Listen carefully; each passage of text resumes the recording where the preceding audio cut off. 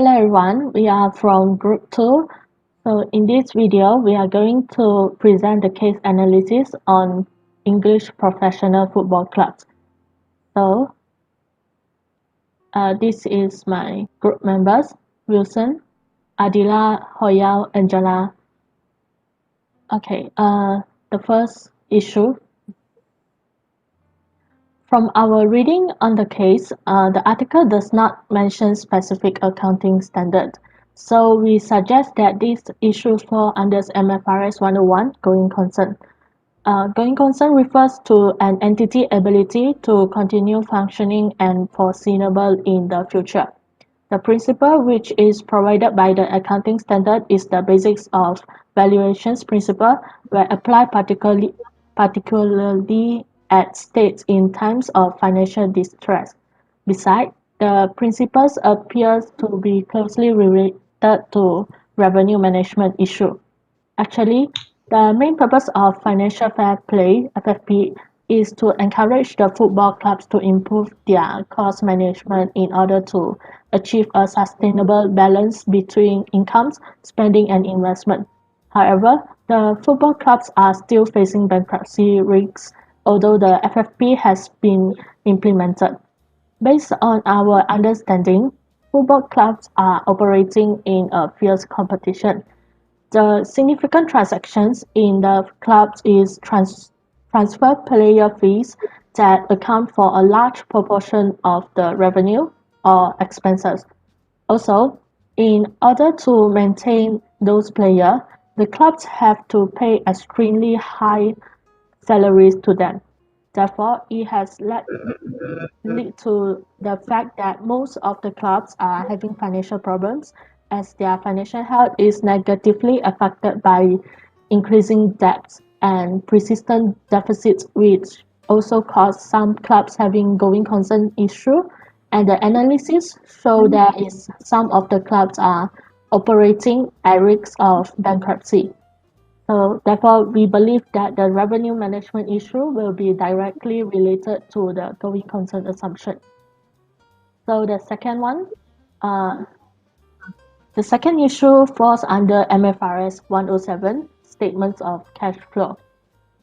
Under this accounting standard, it provides a basis to assess the entity ability to generate cash and cash equivalents and the needs of the entities to utilize those cash flow. The economy decisions taken by users require an evaluation of the entity ability to generate cash and cash equivalents and the time and certainties of their generations. According to the article, one of the issues is that the expenditures of football clubs is relatively larger than their revenue earned. Due to an imbalance in revenue and expenditure, they encounter an increasing net loss in cash flow. Consequently, has affected the football club's financial structure, including liquidity and solvency.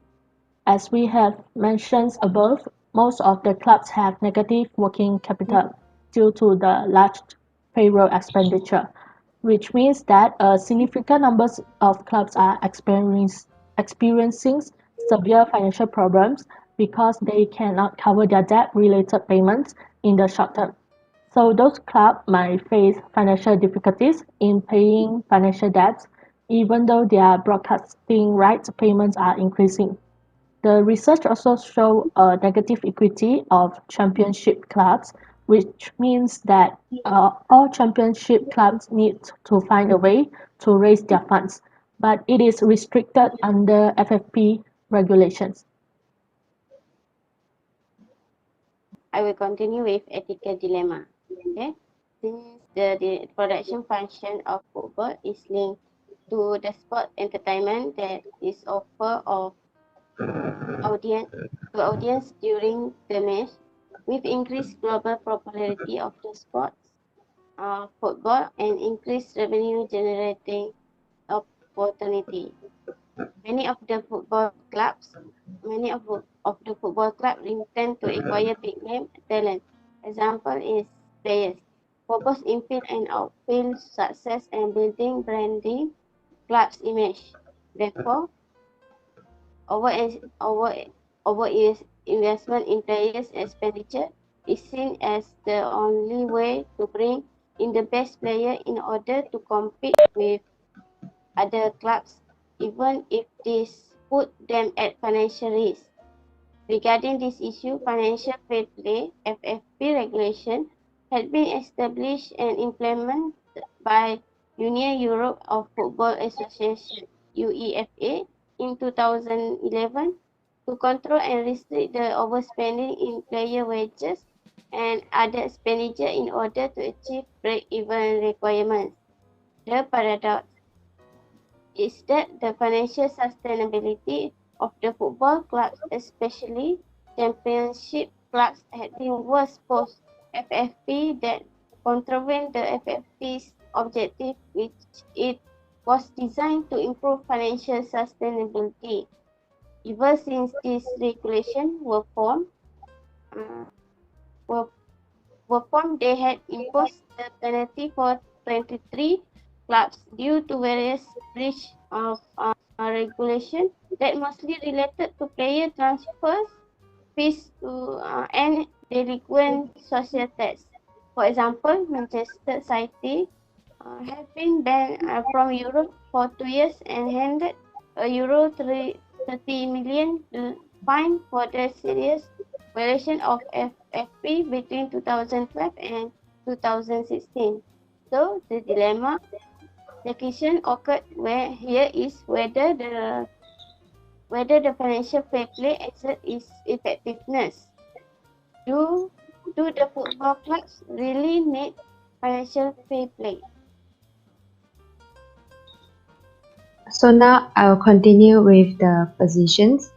Okay, the pros of the FFP, they have two pros here.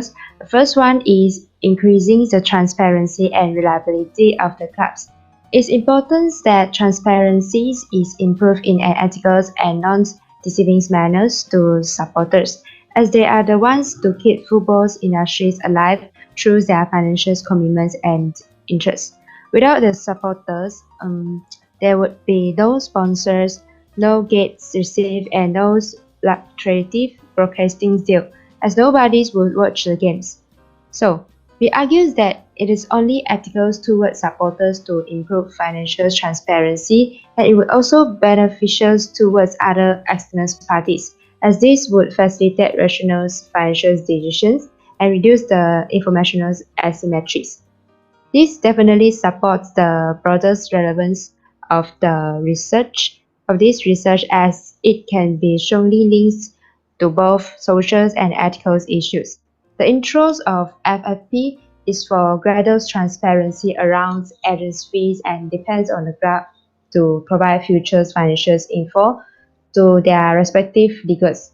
So this enables the government's agency to predict any frauds or legal actions of football clubs manager. So the second point here is break-even requirements. By complying break-even requirements, club must disclose whether they exhibit conditions such as negative equity, overdue payment payables, or net debts that exceed 100% of total revenue. This helped to make sure that football clubs were not overspending more than they earned across several seasons, which also meet the break-even requirements, and to prevent them from falling into financial crisis, which may endanger their long-term survival or going under. With the ever-climbing transfer fees and players' wages, clubs have difficulties in remaining obedient with FFP rules and may breach the regulations to maintain the players from jumping clubs to others. These situations induce clubs to spend more money to maintain their reputation as a competitive club, since clubs' competitive advantage is come from the best players and the outperformance of watch results. Next, for the cons of implementations of FFP, firstly, keeping the power within the richest clubs. There is a gap between EPL and EFL from various aspects, especially in revenue. For example, in English football clubs, the average EPL team earns a revenue of Europe 100 million from the latest TV deal that just ended, which is from 2016 to 2019. Even though the EPL distributes some of this money down to the EFL, its financial difference is vast. Each championship club received roughly 6.5 million from the same deal, meaning that the absolute financial gap between clubs in these two leagues is around 93.5 million. Also, it is interesting to know that FFP is designed to improve financial sustainability. However, some championship clubs have significantly worse financial health even with FFP. The clubs that have ruled Europe's major leagues will continue to hold most of the power as they have built up too much support to fill. In fact, the regulations will mainly increase the power of traditionally wealthy clubs as their dominance will no longer be challenged. Secondly, over-investment issues still exist. To be a successful and top among the football clubs in the world is equivalent to brilliant football results rather than mini soundness or break-even financial performance. In order to create excellent football performance, it is rely on whether the football clubs have their own competitive advantages that are best young players, best football coach, loyal fans base, and so on. Therefore, it is necessary to make over-investment to build and sustain a good squad of players and coaches. For example, one of the football clubs want to bring Messi. He is one of the best players. The club must pay more than or equal to Europe 71 million of annual salary to him. That's why so many European football clubs had a substantial problem with servicing debt and net losses among the 734 European member clubs in 2010. Indeed, football clubs that spend a lot of money on investment in attracting new players in kind of benefits such as wages tend to gain more competitive advantages. A study found positive relationship between wages and transfer fees paid and league position. Therefore, the football industry take a risk to breach the rules of FFP, which are overspending from the revenue earned on player wages in order to maintain competitive advantages. Lastly, encouraging clubs to use earning management in order to avoid penalties. According to the finding from the University of Texas at San Antonio, it was found that football clubs have a higher payrolls and those actively in compliance with FFP regulations are engaged in various forms of earnings management, especially opportunistic earning management. Those managers often manipulate reported earnings in order to look more profitable and avoid debt covenants violation. It is claimed that earnings management is done to avoid rules breaking in a loan contract, reduce regulatory costs, or increase regulatory benefit.